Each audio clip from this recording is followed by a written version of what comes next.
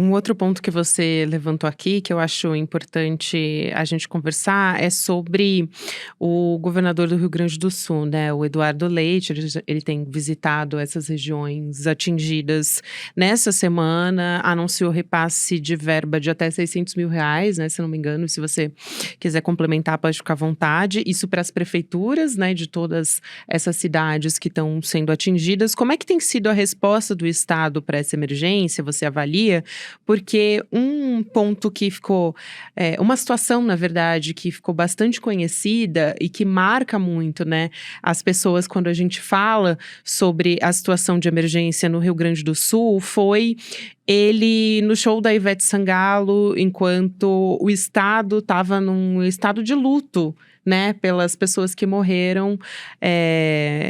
Isso aconteceu em outubro, então foi agora. E mais uma vez as pessoas estão. A gente tem novidades, né, a respeito dessa história. A gente tem novas pessoas morrendo, novas vítimas, né, que estão desalojadas ou, enfim, não podem voltar para suas casas. E ele recebeu, assim, muitas mensagens das pessoas, inclusive. As pessoas que nos acompanham aqui no ICL ficaram muito indignadas, né?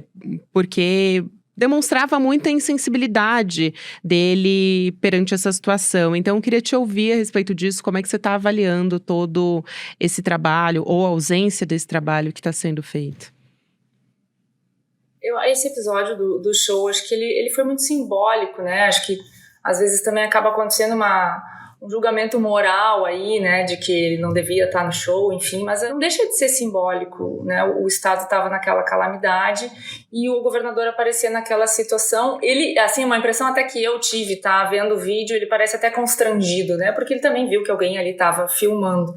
E naquele momento, quando aconteceu o show, ele já tinha o grave, se não me engano, né, o mais emergencial da situação já tinha passado, e não acho que ele deixou de atender as pessoas em função do show, mas foi muito simbólico mesmo, né, porque eu acho que hoje o mais grave mesmo é a gente, como eu vinha falando, é pensar nesse planejamento. Eu acho que tem falhado esse planejamento, porque a gente sabe que vai acontecer de novo. Infelizmente, em junho a gente disse que ia acontecer de novo, em setembro a gente disse que ia acontecer de novo. Eu digo a gente, a comunidade, né, os ambientalistas, as pessoas que acompanham mais de perto, meteorologia, as autoridades já tinham ciência de que, e têm ciência de que esses eventos extremos vão ser cada vez mais frequentes. Então a gente não precisa planejar essa prevenção, né, avisar as pessoas com antecedência, dar condições para que elas saiam com segurança das suas casas. E esse episódio do gabinete, por exemplo, essa criação do gabinete, eu acho que isso é muito grave.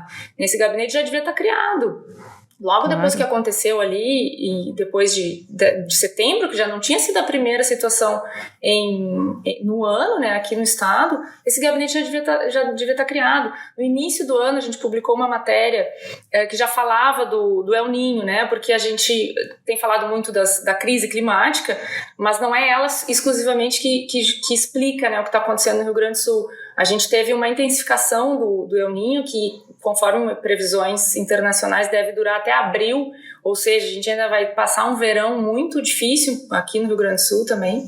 E então, juntando esses fenômenos todos, a gente já tem essa ciência de que esses eventos climáticos vão ser mais frequentes.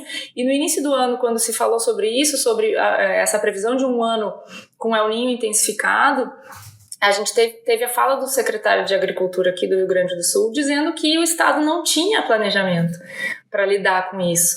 Então, não falta informação para o poder público. Eu acho que falta organização, planejamento e priorizar essa questão. Ontem mesmo foi aprovada na Assembleia Legislativa aqui do Estado o orçamento para o ano que vem. E a oposição tem questionado desde o início da discussão sobre esse orçamento, dizendo que o que está separado, a verba separada para a defesa civil, para lidar com esses eventos, é muito baixa, né? São R$ 50 mil, que estariam previstos para nesse orçamento para o ano que vem.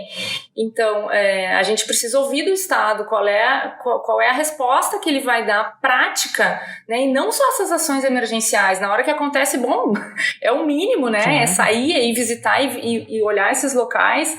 Eu sei que o governador ou mesmo o prefeito fica naquela situação, se não vai, é criticado, se vai é criticado porque tá botando o colete lá de defesa civil. Eu não vou nem entrar nisso, ele tem que ir, né? Não interessa, tem que ir.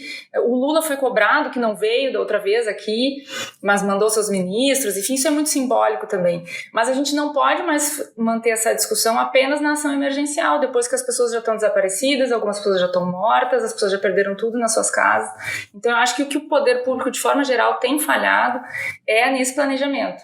Eu espero que agora com esse gabinete criado, essas ações comecem a ser planejadas e colocadas em práticas a tempo de se evitar uma tragédia maior, porque infelizmente às vezes a gente tem que até explicar para as pessoas, não tem como a gente frear, né, esses eventos de uma hora para outra. Exato. A gente está vivendo essa crise climática há alguns anos já e são muitas as alternativas para que isso se reverta, né? Não vai acontecer de um dia para o outro, não depende de um prefeito, de um governador, de uma pessoa, né, das pessoas individualmente carregando as suas eco bags, enfim, essas outras questões que a gente às vezes leva muito para o individual, né? Mas a gente precisa de um poder público que de fato priorize essa questão, porque a gente está vendo, está na nossa cara. Esse ano foi um ano muito ilustrativo para isso aqui no Rio Grande do Sul. 3 eventos com mortos, com uma tragédia muito, muito feia, muito triste. A gente, né, tem um número baixo, é ruim falar baixo porque são 5 pessoas que morreram, né? Para quem perdeu não é um número, não é apenas um número, mas essas pessoas que estão fora de casa, né? As pessoas saem de casa e não sabem a situação que vão encontrar quando voltam. Então isso é muito grave e a gente não pode esperar que aconteça, mas daqui 2 meses aconteça de novo, aí vem o governador dizer que deu auxílio, né, emergencial para as prefeituras, e as pessoas fazem um mutirão de limpeza e onda de solidariedade, aí a cada 2 meses a gente vai ver esse ciclo se repetindo.